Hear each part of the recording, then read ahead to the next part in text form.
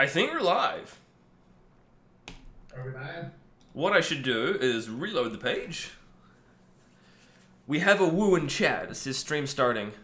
Oh yeah, we're live. We're live. Okay. Cool. All right. Hello everybody. Welcome to the Odocrypt activation and I guess discussion. Yeah. Yeah. So here we are. We're about 128 blocks away from Odocrypt activation. Yeah, so what I should do is I can even, if I'm clever, I'll move this over to the other window. And people can see this on screen. And there we go. Let me tweet this out. So that says 132 blocks. That was a couple of seconds ago. Let's refresh it. We are down to 124. Now, because my math is terrible, this is, watch, I'll show everybody how I work this out. If I bring this over here.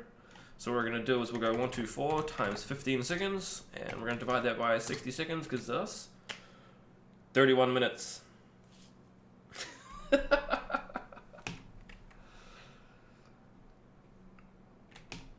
And we've got Digi Explorer. I'm tweeting this out. Let me pin it. There's probably going to be like just a fair warning for people. So we've got half an hour to go here. There's going to be a bunch of us staring at the camera, just kind of looking blankly as we're trying to multitask and do things like a whole lot of stuff all at once. Today has been fun. Let's put it that way, right? Fun is one way to describe this. Yeah, actually, let's go. Yeah, so a little bit of background here for those that are just tuning in. This will be our fifth, hard fork over the last, 5.5 years. Over the course of the previous hard forks, going all the way back to, they're saying they can't hear me. They can't hear you? They should be able to. I'm sure I'm. Can you guys hear us? I think they can hear you now. I'd been recording some stuff on the desktop and doing like some Android and iOS videos, and I'd muted my desktop audio because I was playing music at the time, so I'm terribly sorry. You should be good now. Say hello. Okay, all right, awesome. Yeah, perfect. Well, hello everyone. Welcome to the Odocrypt DigiByte blockchain mining algorithm live stream here as we count down to the activation of the Odocrypt mining algorithm. So my sound could use some tweaking here. Okay, let me. Yeah, which I think we've done now. You're a little bit echoey. Oh, okay. How about now? Here we go. I had my headphones going on. I should be a lot clearer now. Cool. Okay, perfect. Yes, awesome. So thank you everybody for joining us. We are just about, what are we? How many blocks away are we right now? Approaching 100 blocks. About 117, 116 blocks away from the activation of the Odocrypt mining algorithm. So what's going to happen at the block number 9,112,320? We've got a lot of blocks. DigiByte's the longest active major public blockchain in the world today. So at block 12,320, Odocrypt will be turned on and Myriad Grossel, the mining algorithm, will be retired. At that point, the network will actually be deconnecting to old nodes on the network to make sure that there's no conflicts with that. So you'll have to bear with us as here. I have like 3 monitors up and I have another computer behind me, as does Josiah. So if we kind of go quiet for a second, we're monitoring some other screens and some information so we can see this, see it live. So yeah, if you guys have any questions, go ahead and post them in the chat. We've got a few minutes here so we can kind of talk about this. A little background on Odocrypt. We've been working on it for about a year now. The idea is pretty simple. Create a mining algorithm that changes itself every 10 days. So economically, it doesn't really make sense to create an ASIC miner for it. And our hope and our vision and our desire here is to create more decentralization with DigiByte mining. And, here we are. Here's my FPGA that I've been test mining with. It's the D Nano 10. This is what it looks like for those of you that have never seen an FPGA before. The interesting thing about these is this is actually what is used to create and prototype ASICs to begin with. So this is, for those at home, this is the box that it came in. So I ordered this off Amazon. I think that's kind of also quite key as well, is that you order that from Amazon. Like, that is semi-generic hardware. It's not super specific. It's not that there's any one manufacturer who has a monopoly on the hardware creation. So this is great as well for the security, both in terms of the blockchain with the hash rate, but also the fact that we have that vendor, what's the word? Diversity. A vendor diversity. So where we've seen things in the past where there was the likes of the Antbleed vulnerability, had there been any further problems with that, that could have negatively impacted the likes of, say, Bitcoin or Litecoin, who get all of their, or not all of it, but we're talking 80% of their hash rate from that one individual vendor. With DigiByte, because you have a variety of different vendors of hardware, different algorithms and things like that, should there ever be anything like that that affects that one particular algorithm, the other four are just going to carry on chugging along and not going to be affected by it in any way, shape, or form. It's not going to compromise the integrity of anything that is happening. So that's really important that you were literally able to go to Amazon. You bought it from Amazon. It's commodity hardware. Like, that's awesome. So we have a couple questions here I'm seeing in the chat about our tweet about the iOS and Android wallet. Excuse me. So I've just put out a tweet about that as well. What? Which I can put here.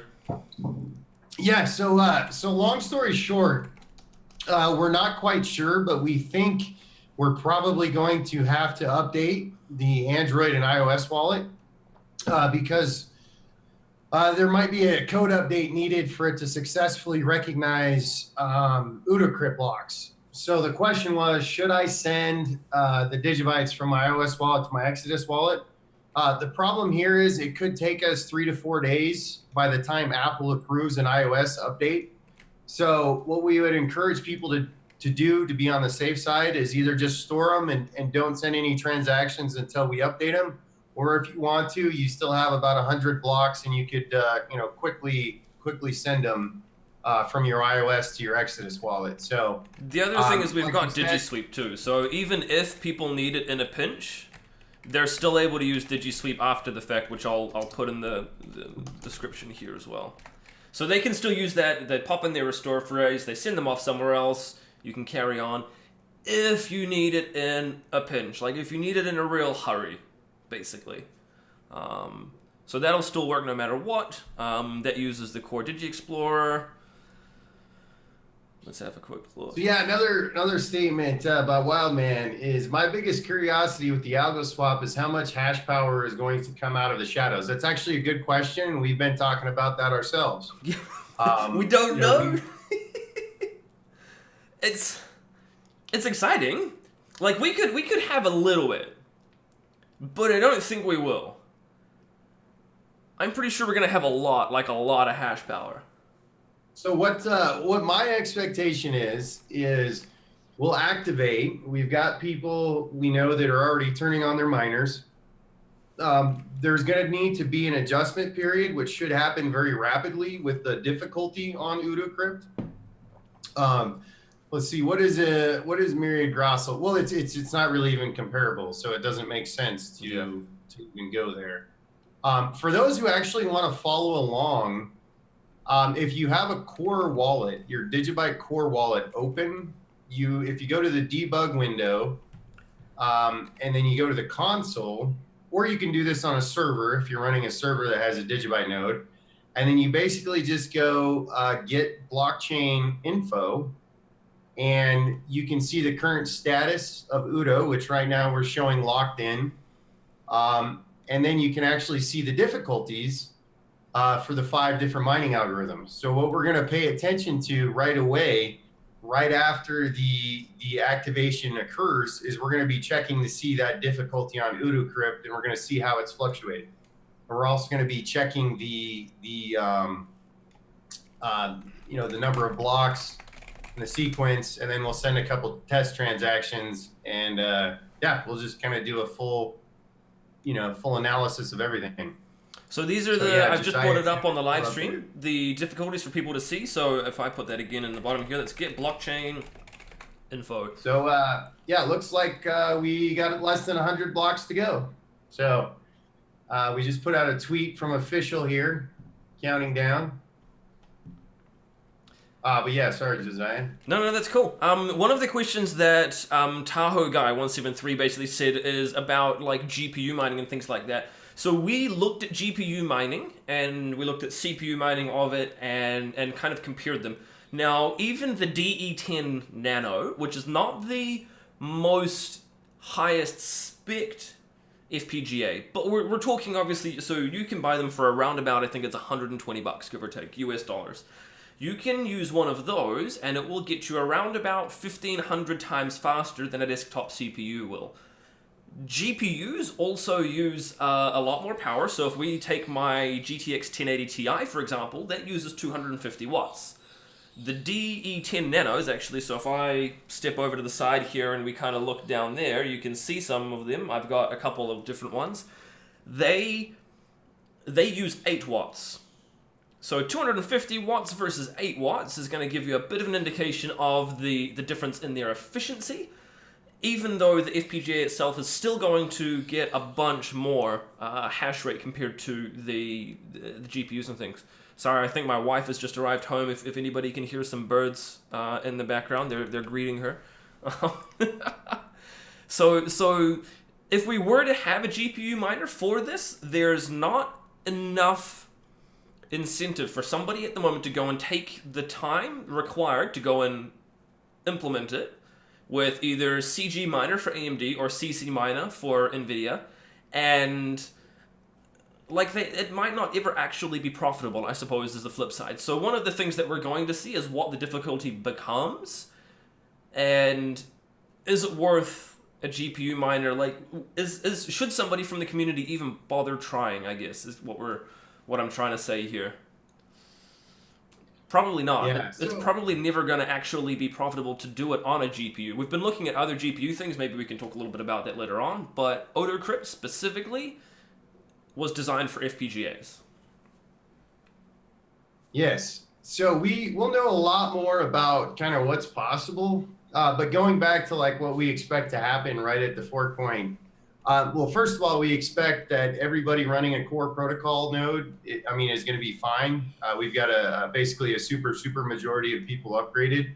But what's most likely going to happen is we're probably going to have several Udo blocks in a row just because the difficulty is going to be so low. So once that stabilizes, with DigiShield and Multi-Shield will happen very rapidly. Unlike if this was the case on other blockchains, it would actually be if we were activating this on Bitcoin, it would actually be a much more dramatic experience without DigiShield. So you were commenting when Bitcoin Cash forked. Do you just kind of want to recap on what happened there, because you were probably one of a few sane voices at the time who nailed it, who were absolutely right on exactly what happened with the Bitcoin Cash fork. Well, the problem with Bitcoin Cash, and specifically Bitcoin still, is that the difficulty adjustment only occurs every 2016 blocks or 2 weeks. And so at the time of the Bitcoin and Bitcoin Cash fork, Bitcoin Cash only had about 10% of the hash rate. And I was on Twitter because of testing we had done in years past when we implemented DigiShield, because DigiShield is real time. We don't have to wait 2 weeks. It's every single block. And the problem is when the adjustment does occur with the current Bitcoin system, it doesn't go far enough. So not only does it not occur quickly enough, you have to wait 2 weeks, but the adjustment each time is limited. So with our system, with DigiShield, combined with multi-shield, it's very rapid.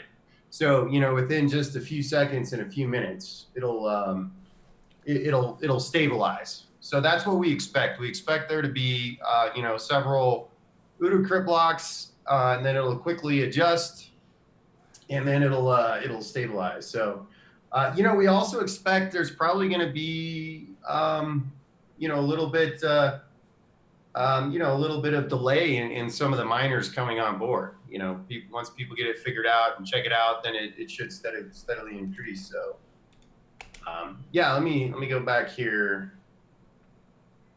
So, that's a good point. Yeah, what to expect? Like, for instance, if you'll notice behind me on this other computer, I'm actually running version 6.17.2, and we're actually going to demonstrate what happens, because effectively what will happen is 85% of the network is going to go with version 7.17.2, which is where we want it to go. So all exchanges, all major pools, but there will be a handful of nodes that a lot of times are either just people have forgot about or running on a server, etc.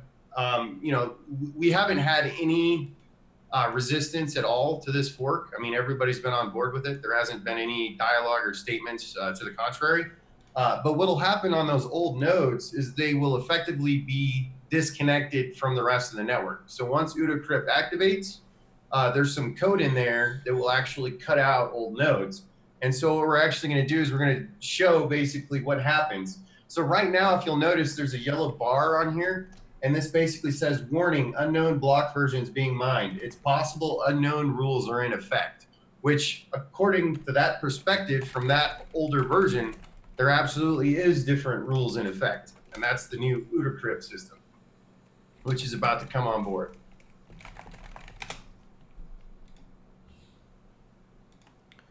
So I'm currently going through myself.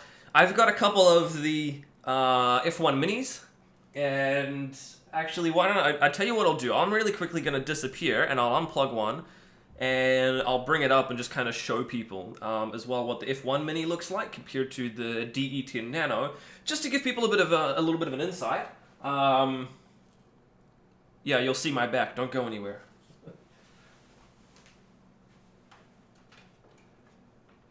So once again, for those that are just tuning in, we've identified a place where we probably will need to release an updated version of the iOS and the Android wallet that we maintain.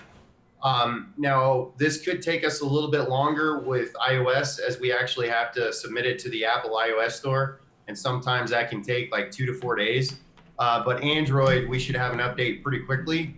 But basically what we've identified is, in order for these, we call them light wallets or SPV wallets. That dates back to actually Satoshi's original white paper, where he talks about a lighter wallet that connects directly to the blockchain. So a lot of the wallets you'll use, like Exodus or the DigiByte Bill wallet, or even Trezor Ledger, those wallets actually connect to a backend server that's running a DigiByte full node.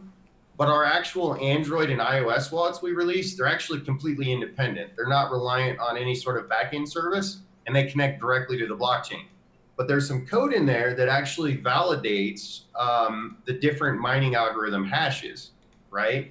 So some of that code we think we need to update for it to correctly update for Odocrypt blocks. So what we think is going to happen is potentially the Android and iOS wallet won't sync until we release this update. So we just wanted to let people know ahead of time, as we were doing a final audit, going through all the backend services the last couple of days, we've identified that could most likely be an issue. So just wanted to get ahead of that. Yeah, so what I'll do as well is let me hold this up. So this is the Black Miner F1 Mini. So we can see I've got a lovely heatsink on the top here. It's not secured in any way, shape, or form. Terrible, because I know it should be. Unfortunately, I've been busy doing daily videos, helping out with all of these last minute checks and things, and so here we have it. It is sitting here, not currently ready to go, unfortunately, and we go live in how many minutes now, actually? Why don't we quickly bring that other window up? How many blocks are left? Hey, Josiah, can you bring up the debug.log file and then let that go live in your, instead of the console? I can probably do that. 53 blocks remaining. Woo. What I can do actually is if I bring this one up, let's...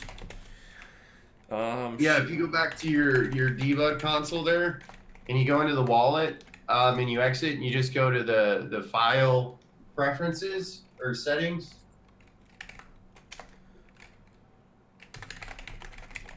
Or just go to help debug window and then open the debug file. You can actually get a live stream of the actual block data that the core wallet's getting. That won't keep it doing it live. Let me bring it up on a Linux console though. Hang on. Let's go. I'm on a Mac, so that's what I'm watching. I'm actually watching the core wallet debug.log file. And what that tells us is the hash of the block, the height, and then the algorithm that it was actually used for. So. Well, I might. Oh shit! Let's not exit the meeting. Whoops. Let me just resize you a little bit, and let's just move this right over here.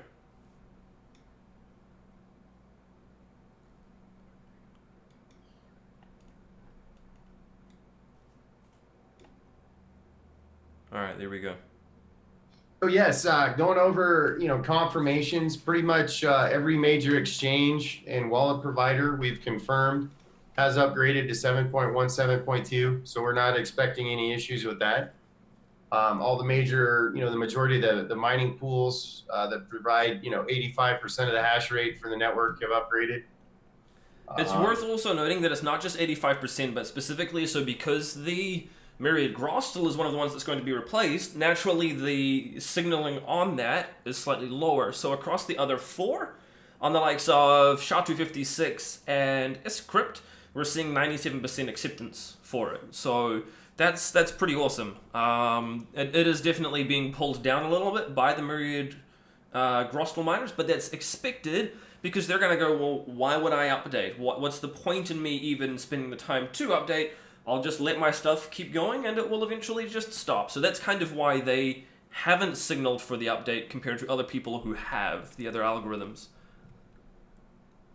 Yeah, for everybody tuning in, just double check and make sure if you are running a core desktop wallet, it does need to be on 7.17.2.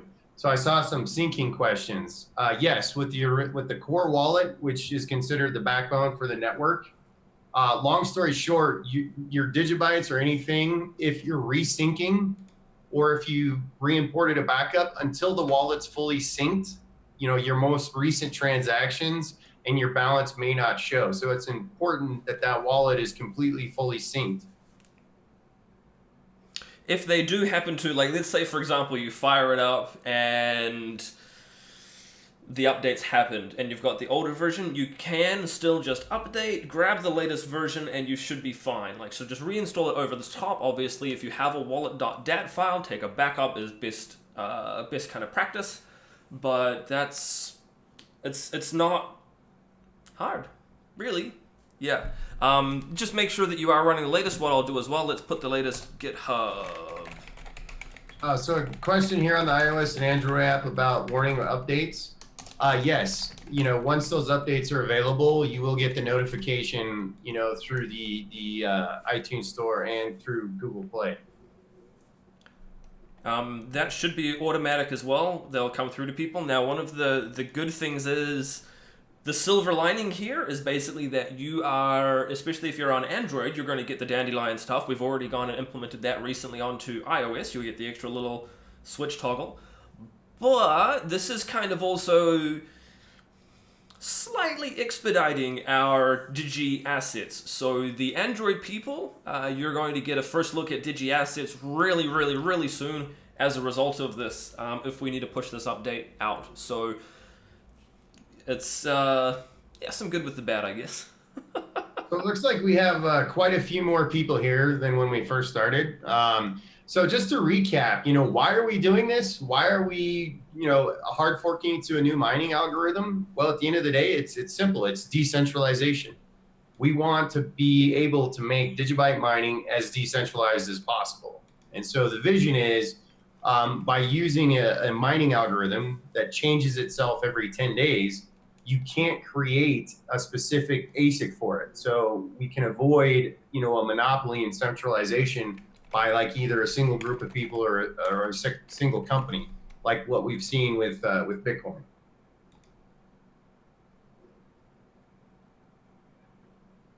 So let's see here. We are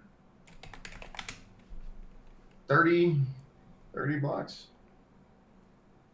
Yeah, T-minus 30 blocks. If I was clever, I would have made like a little countdown, like actual little script, but we've been doing so many things and contacting so many exchanges. We've got a lot of things going on and a lot of things to work on. So once again, the activation will occur at block 9,112,320. So for those that are just joining, DigiByte is actually the largest public major blockchain in the world today. So because of that, we've actually had to learn to do a lot of things to improve efficiency and sync times, et cetera, in the core wallet and the SPV wallet. So we've actually done a lot of innovative stuff on that front and fixed some problems that Bitcoin will eventually have to address as well.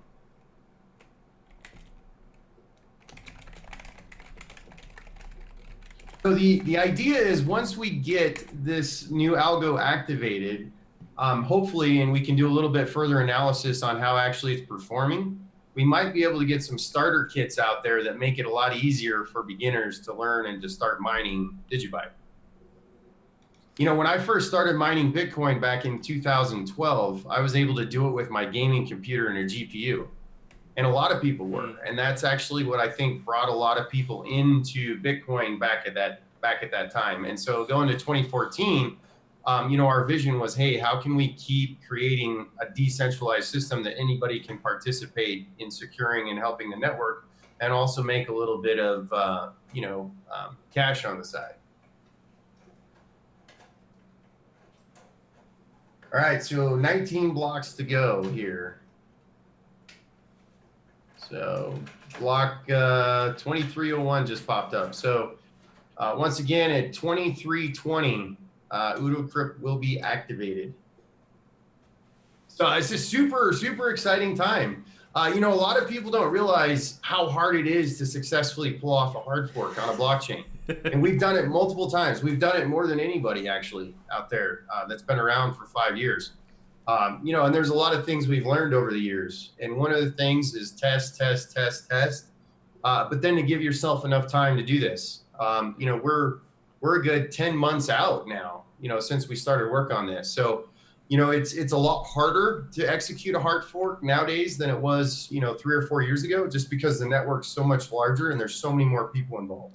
That was one of the things that we specifically found when we were trying to contact certain mining pools and the likes was, so for example, there's a group of us that are in Telegram that took a very proactive role in reaching out to every single known mining pool. So for example, the people who are watching on the live stream, you can see I've got down here, it says mining Dutch. This says this was mined by an unknown P2 pool. This one was mined by Pro Hashing, Zerg pool, WHO. The problem is, this one here, we don't know who mined it. This one here, mined by WHO, we don't know who they are. This other one, an unknown P2 pool, again, we don't specifically know who they are. So although we can go out and we can actually contact certain mining pool operators and things where they have put details into the block as they mine it to say, hey, we are like icemining.ca, for example, or Zerg pool, or mining Dutch. That's fantastic. They're not obliged to do that, though, because DigiByte is permissionless. So you don't have to tell anybody, I'm going to mine DigiByte. And there's no requirement or obligation to do that. So where we went out and we contacted everybody that we knew of, we didn't still have enough of the blockchain. Here we go, T-minus 10 blocks. Woo! So this has been really cool because it's been a testament to how decentralized we are now. It took, how long did it take? It took a wee while to get there, but we got there in the end. So, yeah. No, we want to thank everybody that's tuning in right now. We're 9 blocks more to go. The DigiByte community is amazing. Thank you all. Thank you all for the support. You know, without all of you, none of this would be possible. So here we are, 8 blocks, 7 blocks. Looks like people are throwing some hash, which is what I expected, that we'll probably have miners come on board, and you know, right at the fork point, we'll probably have some people that are waiting to throw a bunch of hash on and test the system out. Yep. Every time we've hard forked in the past, right at the fork point, we have had people that have, you know, tried to feel it out, tried to see how it responds. So, 7 blocks. 7 blocks to go. What I really should have done is if I had more time, I would have gone and done like a big yay, huzzah! It's and made stuff flash on screen. For now, you're just gonna have to deal with the fact there's 5 blocks, and we're gonna be super excited. And yeah, T minus what, 1 minute to go with 4 blocks. 4 blocks. 4 blocks to go. So you can see this on the screen here as well. So at 3:20, it turns on. So for those of you that watch, you can see the debug.log in there. It's just suspenseful. Yeah. Now, so one of the other things I'm actually really hoping this is going to work as well on the Digi Explorer that I've been working with another guy to update is we'll see the algorithm show up on the right-hand side here as well. Hopefully. So we should hopefully start to see in the next block. And here it comes. Wait for it. Hey, we've got an Odo block. It's the first one. It's already mine. Here we go. Udo, boom. Here we go. 21. Yeah, 23, 21. Odocrypt is now activated. It is now live. Ladies and gentlemen, we have hard forked. Wow. Whew. And yep, so get blockchain info, shows status active. That's good. Looks like, yep, so we're getting several Odocrypt blocks in a row, which is, like I said, to be expected. But it actually looks like it's actually balanced out quite nicely. Very quickly, too. Yeah, very quickly. Hey, Noah joined!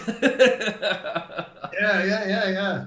Sweet, okay, well, yep, and then on the Block Explorer, everything looks good there. Showing Odocrypt.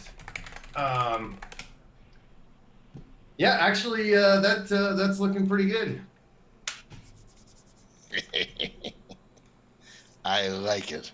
Welcome. It's good to hey, have Noah. Welcome. I rushed home. Complex night. And have you on board. Always good. That was a heck of a conversation, but I figured if I could get 5 seconds in before we click over that last block, I'm a happy guy on a Sunday night. Welcome. Very nice. So we're now live. We've seen a bunch of Odo blocks. We're going to see, obviously, the hash rate is going to go up and down. The difficulty will go up and down as it tries to even out across all of the different algorithms, and they kind of find their equilibrium again. Actually, what I should do is flip over. So one of the things that people are going to notice is the Digi stats, I don't believe, has Odocrypt added in yet. I tried updating that, but I'm not super familiar with the Grafana. So yeah, here, I'm putting out a tweet here.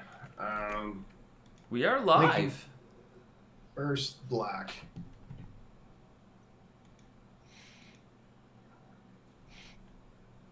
Yeah, but can I export too? Ooh!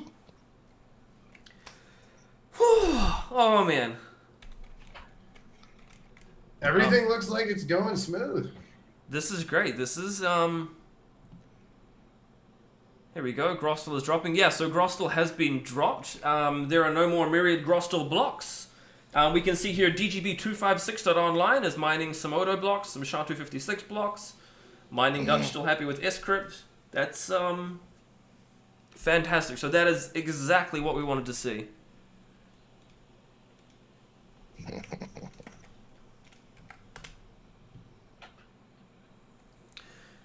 So I've intentionally left a wallet open that is not updated.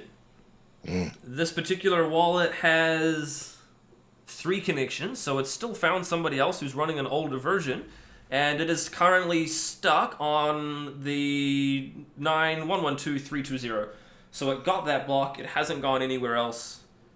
So that's fantastic. That basically just means everybody else, we've now got this one chain. Everybody, think of it kind of like a reorientation of a ship. So this isn't like we've kind of come to a fork in the road and we've gone and split off, sort of like we did with the Bitcoin Cash and Bitcoin, but rather this is everybody is in the one boat. We're reorienting the whole entire ship, and everybody is going down that new path. So this is super exciting to see.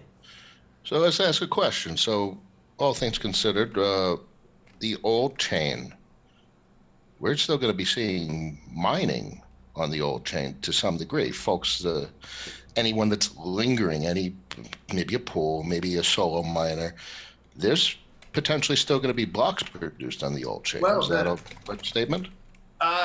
Potentially, but most likely not. Just like Josiah said, so I'm running the old node over here, and just like he said, my client as well has basically frozen at block 2320.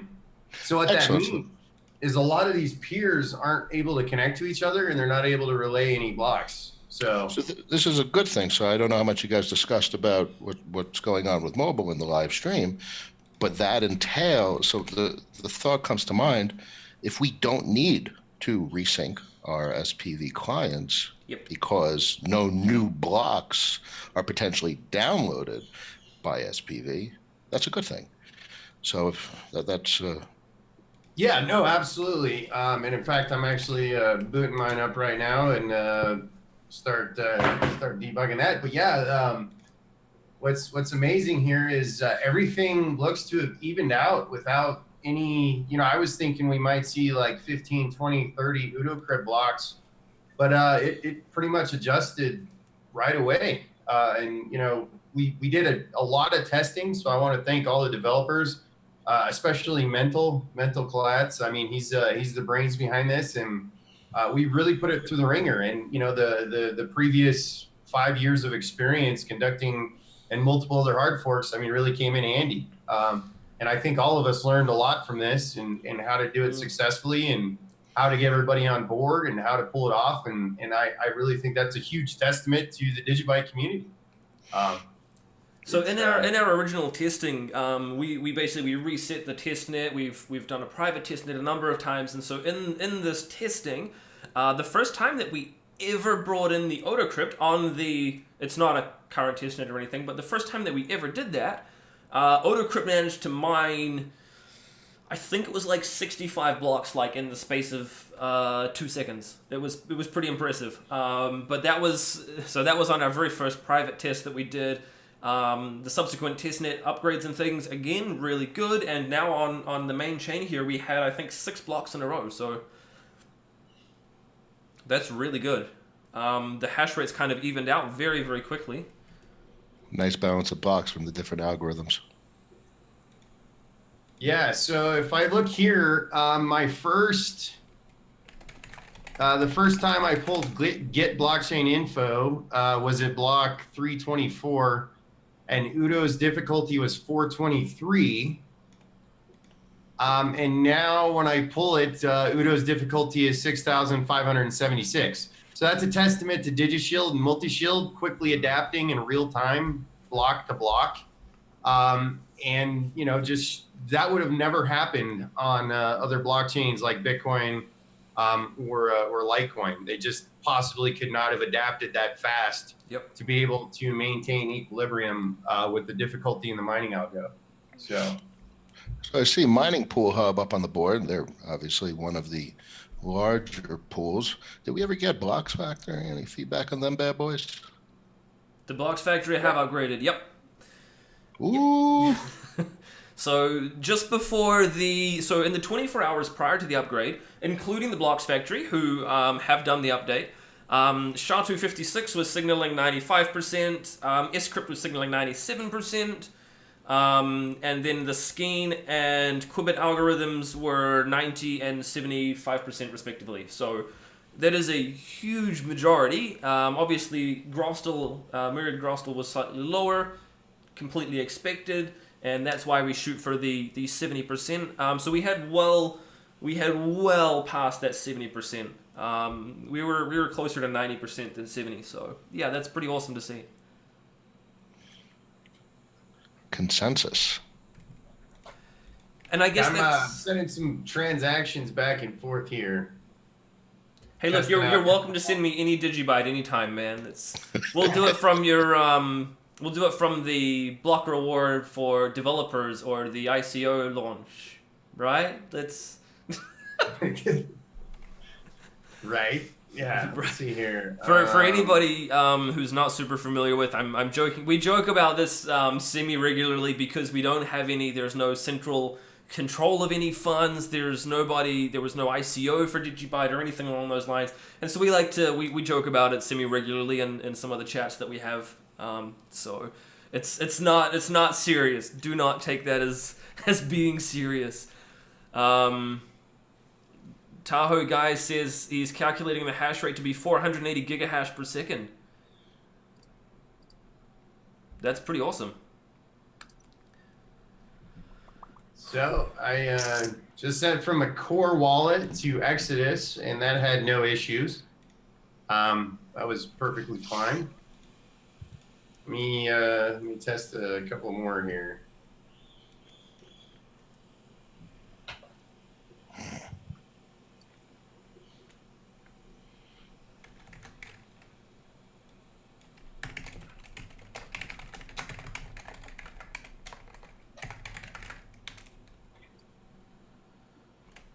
So what I should be able to do is...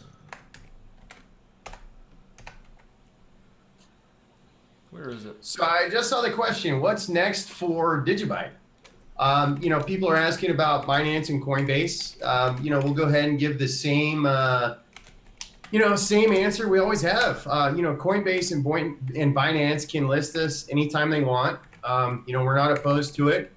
We want to get DigiByte as adopted and as decentralized as possible. So the more exchanges we can get on, the more the more we'd like to see. They know who we are. They're well aware of us. Several people have been in contact with them. But at the end of the day, it's their platforms and it's their choice. So, but what's next? Digi Assets. That's next. We've done a lot of tremendous work here the last few months, getting that. It's actually out there right now. People can use it, but it's just not in an easy to use wallet yet. And that's kind of the next step. And we're pretty much ready to go. We're very close on like 3 different wallets. So we wanted to get through this hard fork. We wanted to make sure everything's good to go here. And then in the next couple of weeks, there you go. I mean, there's some assets on the mobile wallet. We've got them in the Go wallet. But we want to make Digi Assets as easy to use as possible because we really believe that the future is issuing Digi Assets and digital assets on top of DigiByte, whether it's, we're talking to people potentially interested in using it for securities. So that means stocks, people using it for like legal documents, people using it for healthcare records, people using it like what we're working on with Vesti with real estate. We've been working on for 12 months now. There's a lot of stuff that's been, working in the background. So it's going to be cool. So that's what we're going to be focused on here for the next few months. And then I'm actually going to take the next couple of weeks and wrap up the book. I know a lot of people are waiting for it. We're about 450 pages in, but one of the things that I actually wanted to wait for was to wait for the successful activation of Odocrypt, so we could talk about the importance of that in the book as well. Because this is the first time that anybody has actually implemented a mining algorithm that basically recreates and redesigns itself every 10 days. And the importance for that is if you are going to build an ASIC, so a lot of people may not know what ASICs are, but it stands for Advanced Systems Integrated Circuit. And what happened with Bitcoin is when Bitcoin was launched, it was originally mined by Satoshi basically on his laptop with a CPU. But then rapidly people found that it was easier to use GPUs. So like when I came into Bitcoin in 2012, 2013, I was mining with a desktop gaming computer. Back in the day, getting a couple Bitcoin a day, right? And I know a lot of people are like that. But then when the first ASICs hit in the spring of 2013, I went from being able to generate a half a Bitcoin a day with 4 GPUs to within a week, I estimated it would take 6,000 days. And that was in 2013, with my existing mining setup. And from that point forward, there was a company, it's called Bitmain, that came to basically dominate mining manufacturing. They're a Chinese company. They actually were subsidized by the Chinese government. And they basically built up a monopoly on Bitcoin mining, and it pushed a lot of people out. And that's the original reason that DigiByte went to multi-algo in 2014, to help decentralize mining, to keep it out of the hands of any one group. And so what we have today is Odocrypt, which is a continuation of that. So going back to ASICs, in theory, you could build an ASIC for Odocrypt, but it wouldn't make any sense because once you built it and mass produced it, it would be no longer viable. And so what an ASIC is it's basically a chip that only does one thing really, really well. So if you try and take like a Bitcoin ASIC, which is the mining algorithm there, which is also one of DigiByte's 5 mining algorithms. Remember, we have 5. SHA-256 is the same as Bitcoin, but these ASICs that are built for SHA-256, if you try and do anything else with them but calculating a SHA-256 hash, they're basically worthless. They're pretty much boat anchors, and that's actually by design. That's when these algorithms were originally developed, SHA-256, it was actually developed and formalized by the U.S. government. There's an organization called NIST, the National Institute for Standards and Technology, and one of their parameters is that SHA-256 needed to be able to have ASICs created for it. So it actually wasn't very, and that's why a lot of these other algorithms that have also been funded and developed by NIST also had the same requirement. Like, hey, these need to be ASIC mineable. So we're getting away from that in the hopes that because FPGAs can't really be specialized, they're basically, they're actually what you use to design an ASIC, right? So the idea is it's generic hardware that anybody can acquire, semi-cost effectively, and then they can use to mine. So that's the vision, and hopefully it will continue to make DigiByte more and more decentralized. Decentralizes everything. It's, inherently what the fundamental issue is with Facebook token. Well, that's the thing, right? They're not going to be able to come knocking on anybody's door and go, hey, excuse me, Mr. Josiah, if you could please shut down your DigiByte node, we would really appreciate that. We're stopping the project. No, you can't go to like the tens of thousands of people who are running a node and ask them to turn it off. You physically can't do that. Well, they're not even controlled by entities or anyone that could actually be requested to do it, because a person has all legal right to have a computer on. But when you have a company that is in a legal arrangement with another company, Facebook in this instance, they can be requested that said corporation turns off said computer that's doing a particular thing. It's a corporate entity, but a person's right to do anything they want on a computer with the internet using an open source piece of software cannot be requested to do things. And that's the beauty of the centralization. One of the things that I think it was Gab called it is they called it freedom money. It's like free speech money, basically. Like you can do whatever you want with it. And I think this is one of the things. I was actually talking with somebody recently here in New Zealand about it, and they said, well, so why should we be interested in accepting DigiByte? And I said, because unlike your Visa or like PayPal or MasterCard or any of those other ones, in fact, even unlike the New Zealand dollar, nobody can tell you what to do with it. If you want to take your DigiByte and send it off into a black hole, no one can stop you. I mean, hopefully some good coding would stop you from doing that, right? But nobody can stop you from doing that. If you want to send all of your DigiByte and donate it to somebody in Venezuela, you are welcome to do that. If you want to send it all to Noah, again, nobody can stop you doing that. And this was really quite important because obviously we've had the likes of WikiLeaks and certain things around that, where their funding has been stopped. So it's great over here in our Western world countries where it's not the kind of thing that we have to think of every single day, but it is a very real problem that the world faces, and we have a solution for that amongst many other things. And that's pretty cool. And in fact, one of the things I actually want to quickly bring up here, and I'll drag it over to the other monitor in just 1 second. I also wanted to clarify, I don't know what I said earlier, but ASIC is application specific integrated circuit. I can't remember what I said, but I had a little bit of a verbal hiccup there. It's been a long day, don't worry. I'll bring this up. So I haven't asked anybody about showing this off yet. But we're doing it by the seat of our pants kind of thing. So this is a quick look at the updated wallet. Like Jared mentioned, DigiByte Go has been. So before we do that real quick, I just want to confirm I've just ran the iOS wallet through some tests, and it is not syncing and it is not connecting. So we definitely 100% need to get updates out for Android and iOS. So anybody that has the Android and iOS, I would just hang tight. We'll get those updates out as quickly as possible. But in the meantime, don't send any transactions until we get those updates out. Your funds are still safe on that wallet. They can't be stolen out of it or anything like that. So don't worry about it. It is purely just your balances. The fact that it's not syncing is really good, which means there's going to be no, I don't want to say corruption, but no the stored block data is not out of sync.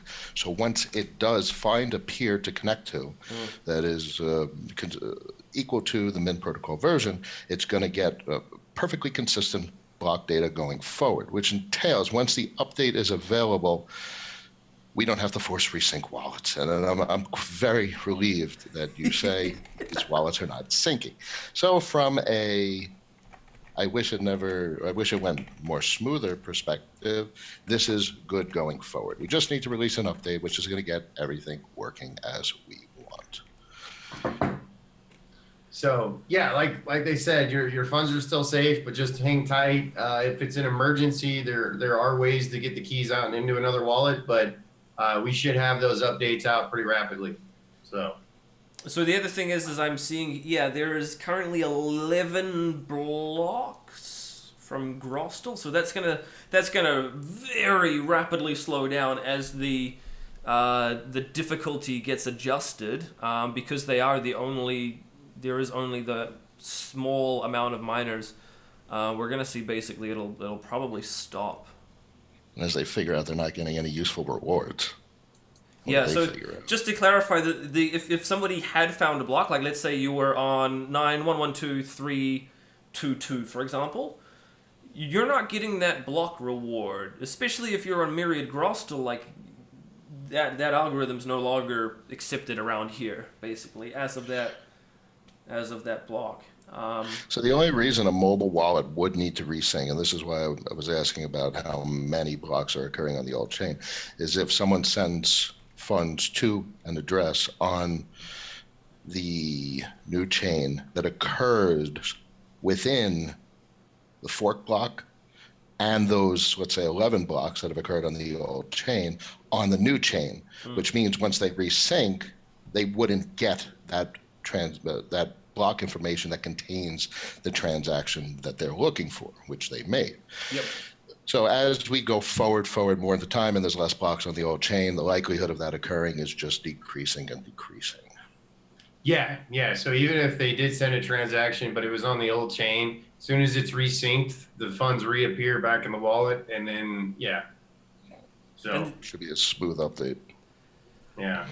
So for everyone's info in crypto land, I'm ready to go for an update. This thing's going to come out quick, hot, and fast at you on the Android platform, because that's what Android does. I'm just waiting for a little bit of feedback from other devs on the core team, and we're going to get this thing out there quick. This is kind of my bad, because this is one of the things. So Noah messaged me, it was 3 days ago now, and you're like, I want to do it. Let's do it. We've been multitasking is probably one of the ways to look at it. We've been multitasking. the Digi asset stuff we've done a bunch of work on. Noah has poured his heart and soul into this. It is so awesome to be able to have this on your mobile wallet. I can't stress that enough. It's fantastic. And so that's one of the things that, let me bring this up again just to show people. What I'll do really quickly is put it onto D&D so I don't get notifications popping down. So on the actual wallet itself, you'll have at the bottom here, next to, you've got your, Digi ID, you've got the plus, and then you've got Digi Assets. So what I'll do is if I tap on this, it's going to slide in from the side here, and you'll see a couple of Digi Assets there. It's also going to scroll along, and it's going to show you a little bit of information about them. We've got the picture for it, so the bottom picture is a custom picture for this particular Digi Asset. The top one is the generic one because I didn't add any when I was making that. We've also Can you got move your hand to the right a little bit? Yeah, there you go. Now I'm in the picture. It's reversed, so it's very, very trying to do it in reverse, but it's reversed as well again as and so you can see there's two of the assets. The information scrolling past. There's a description. There's the amount as well. Sending it is as simple as tapping on the menu there. Let me twist that around. I won't show any at the moment though, just because trying to do that live and on the phone. Yeah. Anyway, but one of the other cool things as well. So like Jared mentioned, we've got DigiByte Go as well, which has recently been revamped from a UI perspective. I probably should have asked if I could have thrown it up there, but anyway, we're doing it now. So here is a first kind of look at it. It is very similar to the theme for Android and iOS, which is awesome. Again, it's also similar to the soon-to-be refreshed Digi Explorer theme as well, which you can see is down here. So it's been really cool to see all of this kind of coming together all at the same time as well. I know this isn't specifically Odocrypt related, but it's awesome stuff anyway, and the developers have been working super hard, not just on Odocrypt, but on a bunch of things all at once. So it's a diversified project. Yeah. Only if we had more talent, more time, we could do that much more. We seem to do a lot anyway. The number of times I just want to thanks to all the devs and all the people that help test and do this. There's a lot that goes into a hard fork. Like so many different, I don't know, there's probably at least 20 different repositories that have been updated, in advance of this. A lot of the support infrastructure, and then obviously hundreds of other platforms as well. And so it's quite a massive undertaking and a massive amount of work to be able to do this successfully without any major hiccups or problems. So hats off to everybody, and thank you all.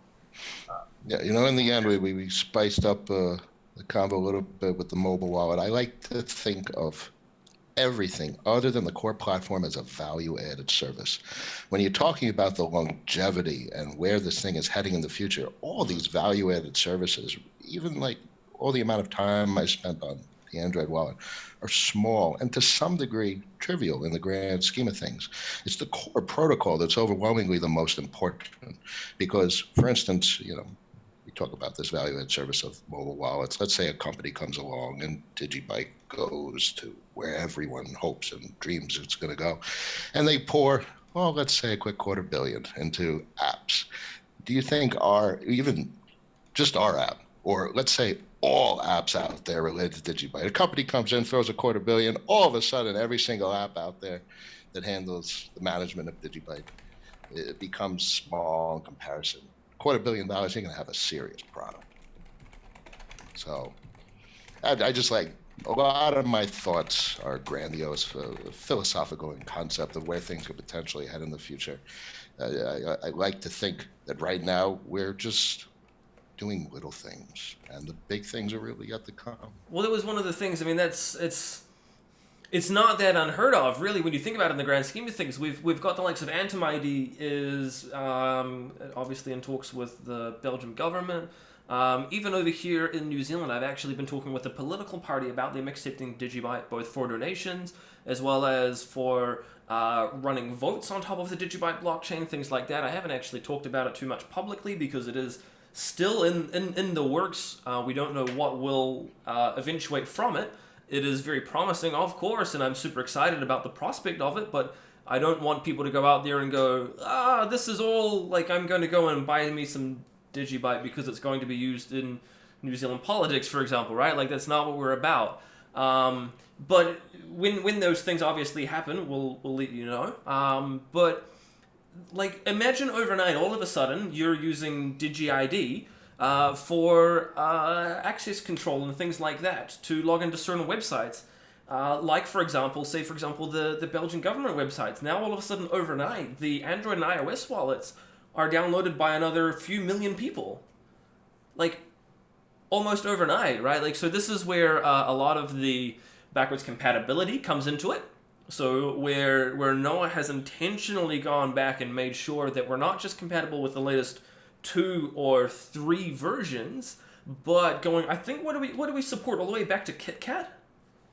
Oh, and so there's 2 apps that I made. So the Android DigiByte app is quite backwards compatible.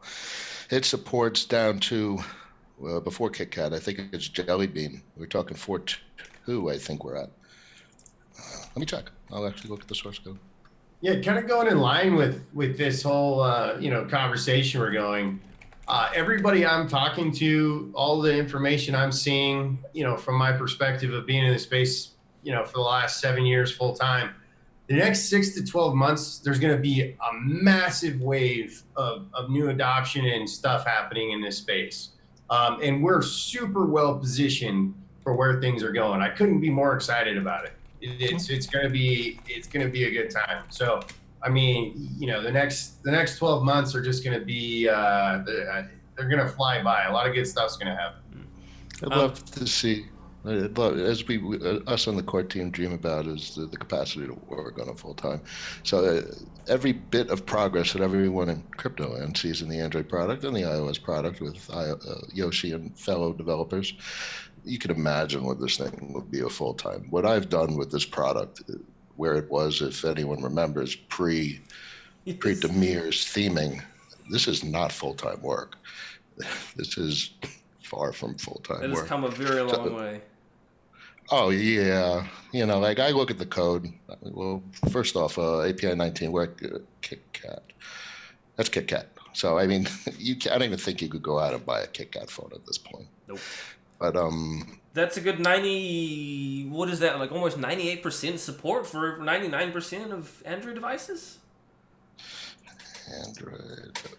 So somebody's just mentioned that they sent from DigiByte iOS to iOS wallet. Doesn't work with Dandelion. I've sent from a core wallet to Android. It doesn't show up on your wallet. The funds are still there. So once the update comes out, you will then see the updated balance, which has your funds there. So if you're sending anything to your Android or to your iOS, the amount at the top will not update until the update comes, and then you'll see it, and the update will be there, and your funds are still all there. They're still all safe. So there's nothing to be concerned about. Your funds are still safe there. I wish everyone saw our words or heard our words at least, if not saw the video. Because when you send a transaction, it's going to that address, and it's going to go to that address on the new chain. The wallet is just a little viewer to see what's on the blockchain. So even though your wallet could say 0, but your balance is there because your balance is on the blockchain. And just for very clear statement, your coin, I say coin, get a little cringe because it's not a coin, but it is. So your coins are not inside of your phone. I always get the funny thought of Zoolander. Does anyone know Zoolander? When he's banging on the school and he's like, how do they get the people into this? Your coins are not in the wallet. I just wanted to get that out there. Yeah. It needs to be at least 3 times larger. 3 times this size. We got some quick updated stats on Udo mining up to this point. It looks like the top Udo miners so far are solomining.io with 20 Udo blocks, DGB256.online with 13 blocks, Solo Miners 2 blocks, and then Zerg 1 block. So even a fair amount of decentralization in Odocrypt mining. So that's good to see. The funny thing here is this. I mean, this is probably throwing a little bit of shade, but this mining here already, just on Odocrypt, just in the last 10 to 15 minutes, is already basically as decentralized as the Bitcoin mining. And this is only on one algorithm, which makes up 20%. So it's fantastic work to see right out of the gate. So that's super cool. Yeah. As the question that was asked the other day by someone in the community, in our internal communities, I would love to get a map of mining, but I don't see that being possible. You know, like I have the node crawler, which gives us a nice map of where nodes are, because we literally have IP address information from nodes and we could correlate that with actual locations, longitude and latitude on a map. There's no way to really achieve that with mining. You know, we are able to assume with a great deal of certainty for Bitcoin that the vast majority of mining comes out of China because of power rates, the cost of electricity, so Well, on the and so polls forth. themselves tell us that's where they are as well. We know where 98% of all Bitcoin mining is. I'm sorry, what tells us that? The pools themselves. So if you check their pools. the Coinbase string and things, it will say like ant pool, BTC.top. They tell us they're in China, basically. So that's the interesting thing. So I was thinking of that when talking briefly about this. Like you could have folks in China, and for whatever reason, they're mining in Germany on a German pool or a pool in another country, and that's what the internet is. You can't. It's not like you're getting the IP address of the miner connecting to the pool from the pool saying, hey, this miner is using this IP address. So we can't really get a map of where miners are actually located. I would love that. That would be cool. Yeah, that would be super handy to cool. But, you know, if we do our jobs right, that becomes impossible. You know? And that's kind of what Dandelion is about, right? So it's funny because Right. I think I was talking with some other people. I think it might have even been Colat's about that, and basically said, we can't do that. And we're making it even harder for ourselves with Dandelion in terms of telling where people are coming from. So although it would be nice to be able to approach people and say, hey, we've been able to work out based on your IP address, your mining, something like that. You can't tell that anymore. We can't work that out. Even ourselves as the people who've been working on these upgrades, we don't know. We just don't know. So it's super cool. It's kind of funny, but it's so good for people's privacy. It really is. And that's fantastic. I think that's something that we should be celebrating a lot more. Yeah, absolutely. You know, and the other thing we need to be celebrating, and just to reiterate this point, like, you know, DigiByte has had more successful, you know, consecutive hard forks over the last 5 years than any other project in like the top 500, meaning that we have continued to evolve and adapt and grow. You know, I like to tell people, you know, some of my, I guess, quote unquote peers, as they're referred to, you know, other blockchain founders. I'm not going to name names because I don't want to like turn this into a shade throwing session. But some of these individuals, instead of taking the original product and refining it, revamping it, recreating it, making it better, they just go and do another one that they can pump and sell and make a bunch of money on, right? Effectively, DigiByte, the reason it's version 7.17.2 is it's on its seventh version of itself. So each one of those 7 versions effectively could stand on its own and it's basically its own network. But what we've done is we've continued to make some amazing improvements, performance increases, scalability increases, security improvements that make DigiByte better, and at the same time make sure it's backwards compatible. And nobody else has done that in this space, especially for, you know, going on 6 years now. So, you know, hats off to the community and the people supporting it and all the developers and people that have contributed. You know, That's probably super. a good segue because we've got here a super chat from Free99 who says, thank you to all of the developers and Jared Tate. Yeah, so a big thank you to especially the both of you and to the other people who are watching. I know that we have a bunch of people who contribute to the code base, both for the core wallet, mobile wallets, additional applications and things that are built on top who are watching this right now. I want to say thank you. The people in the chat are saying thank you, and thank you again to the community as well, because it is because of you and because you are out there using the project that it continues to grow. So again, that's a lot of thank yous. But yeah, thank you so much to all of the developers and everybody who's been involved, especially in this upgrade. And thank you to you, Josiah. Like, you've really helped get the information out there. You made some amazing guides. You made some amazing videos, and you've helped educate a lot of people on, how to mine with an FPGA, right? I want to point something out. We could have not really released a lot of information, not given heads out. I mean, we've been publicly talking about this for 10 months now. Mm-hmm. We've publicly released information on how to mine for 6 months. And the reason that we did that is to give everybody the same chance and opportunity to be involved from the beginning. And a lot of other projects and players out there don't do that. So like I said, I'm not going to name names, but I want everybody watching, to realize how truly decentralized and community-driven DigiByte really is. I would slightly correct that. We haven't given other people a fair chance with us. We've given them a better chance than us, because, within the last 24 hours even, I've been talking with Jared, and he's been going, yeah, we've got to sort out my DE10. I've got mine that are, you can see them actually if I step over to this side.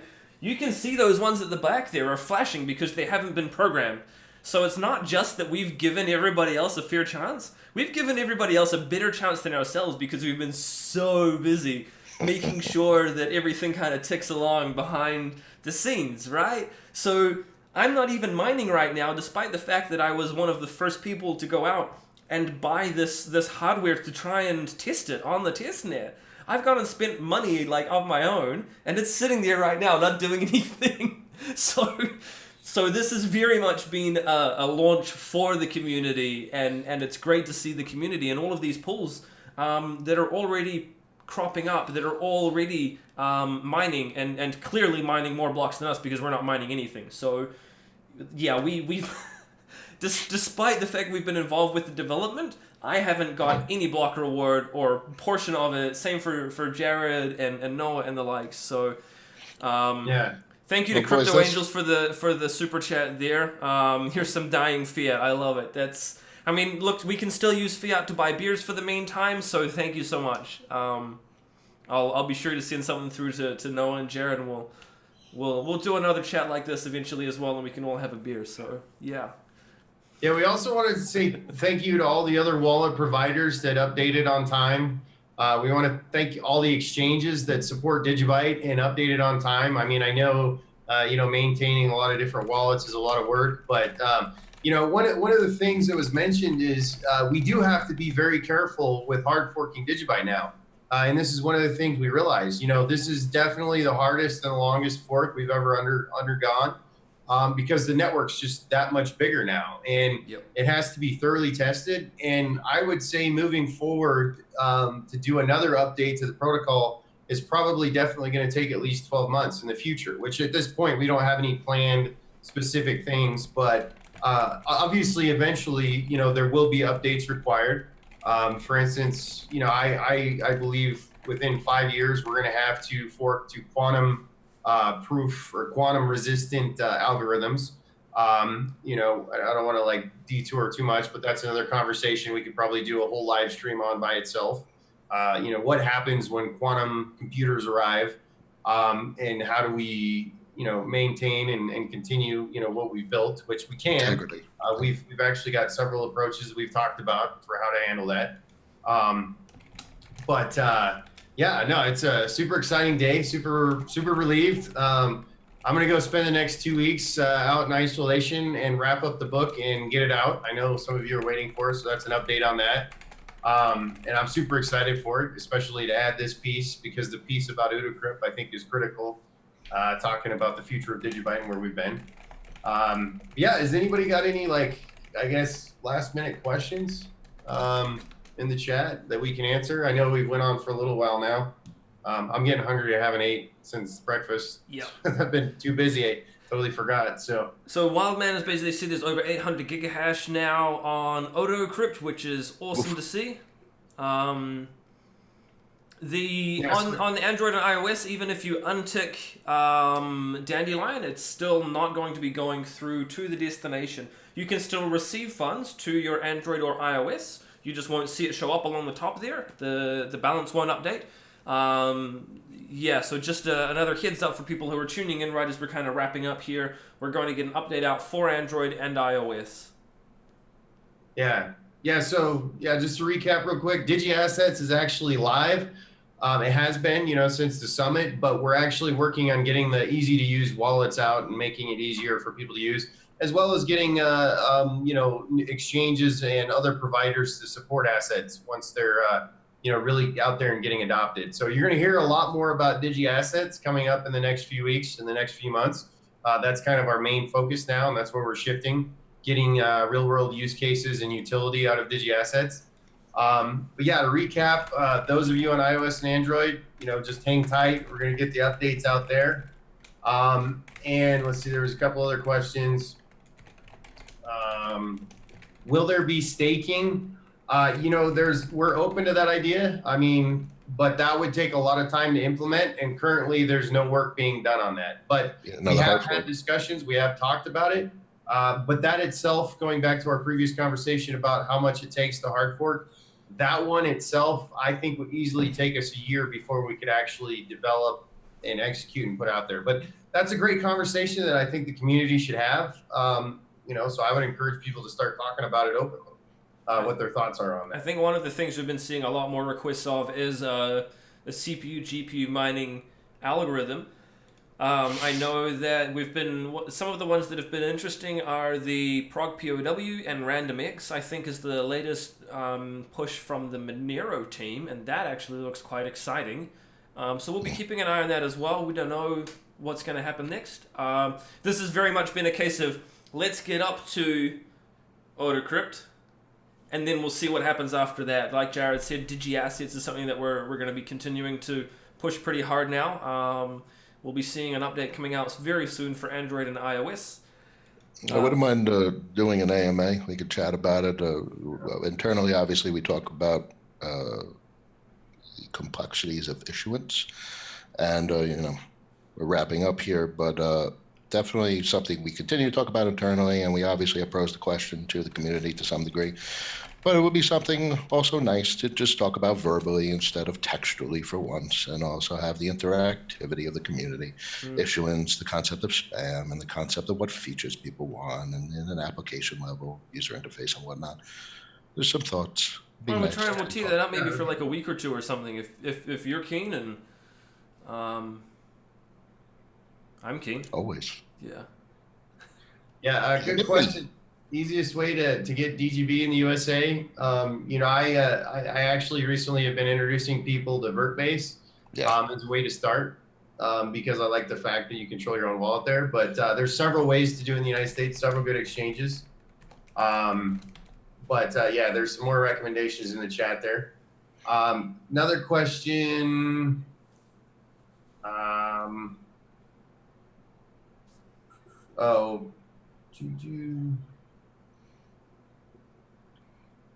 I think we've covered most of the questions. How many full nodes are running DigiByte still? The crawler, what were the stats on your crawler last time you ran that, Noah? Oh, yeah. I did a Twitter post the other day. So obviously, if anybody was running 6.1, 6.5, for example, they're no longer going to be being found. Well, yeah, I think the node crawler picks up nodes. So that's also something also talk about if anyone wants to chat about the crawler. So I think there's value in that, like how many people are running a DigiByte node versus breaking it down to protocol version, because obviously only the current protocol version is relevant in almost all meaningful regards. But it is also interesting how many nodes are live for whatever reason, because that is, they have made a DigiByte node.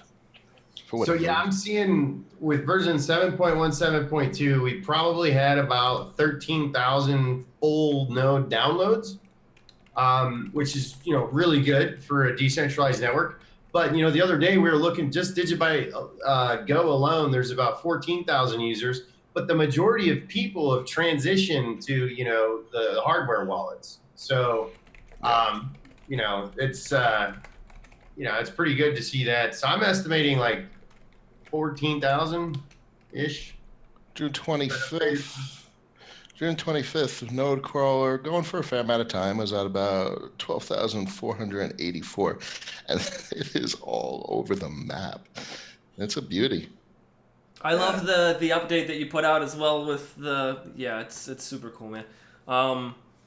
Maybe I'll pop a link to that in the description if we go. What is it? Play Store. It just looks good, man. It's just so decentralized. It's interesting because predominantly you're talking about. Actually, the map is very meaningful. You're talking about the U.S. and Europe, China, Asia in general. You have a little bit down your territory, bro. New Zealand, Southeast Australia. New Zealand represent. But what's very interesting on the map, Russia, almost absent, South America and Africa. And Canada's light also. So we're talking about not Russia. Russia's complicated, but South America and Africa is unbanked, and that is a massive topic. Yeah. Except with Saudi Arabia, because they're clearly not unbanked. That's just complicated. Yeah. And India too. Yeah. So.